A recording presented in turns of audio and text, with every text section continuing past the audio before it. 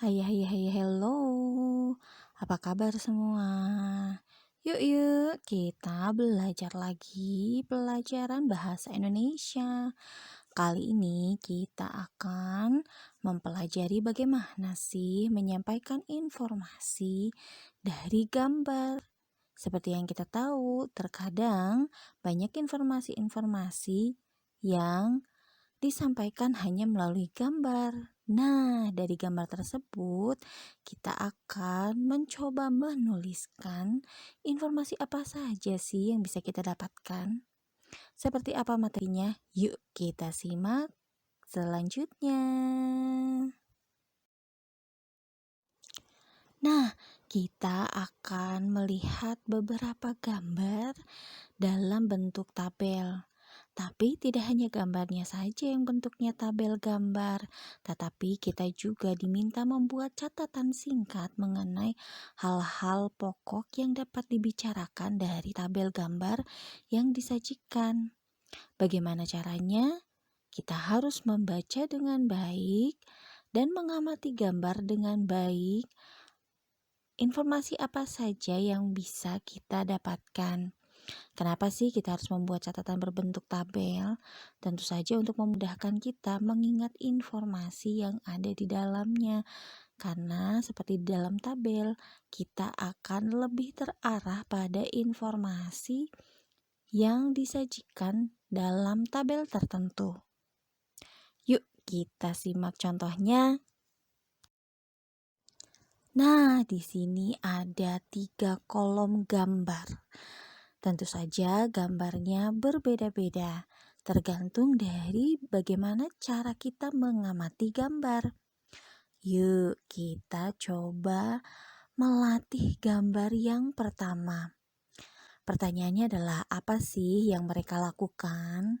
Nah, di gambar pertama ada seorang anak sedang duduk di kasur dan teman-teman yang lain tertawa-tawa sambil membawa keranjang roti atau buah.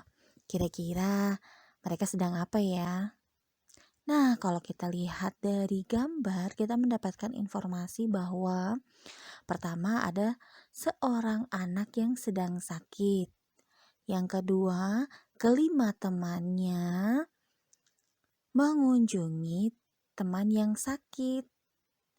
Kemudian yang ketiga adalah pada saat mereka mengunjungi teman yang sakit, mereka membawa satu keranjang buah. Nah, jadi dapat kita simpulkan di dalam satu tabel artinya adalah ada 5 orang anak sedang menjenguk temannya yang sedang sakit.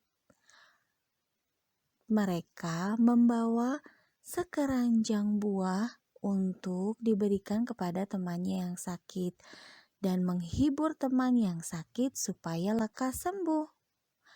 Nah, itu salah satu contoh imajinasi kita menjadi satu gambaran informasi.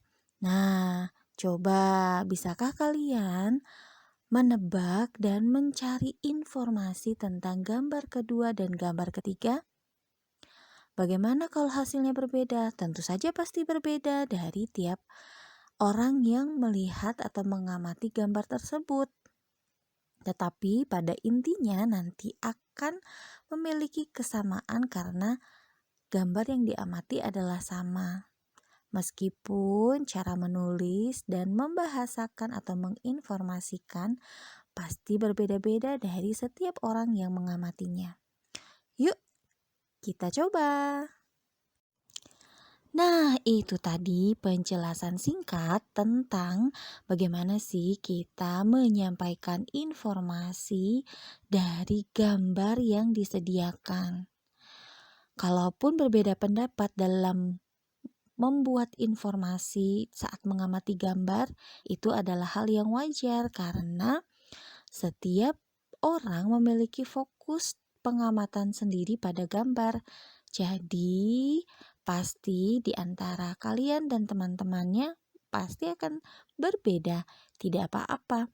Tetapi pada suatu kesimpulan akan menemukan titik yang sama karena gambar yang diamati sama. Sampai sini dulu ya materi bahasa Indonesia kali ini. Sampai jumpa di materi bahasa Indonesia selanjutnya. Dadah!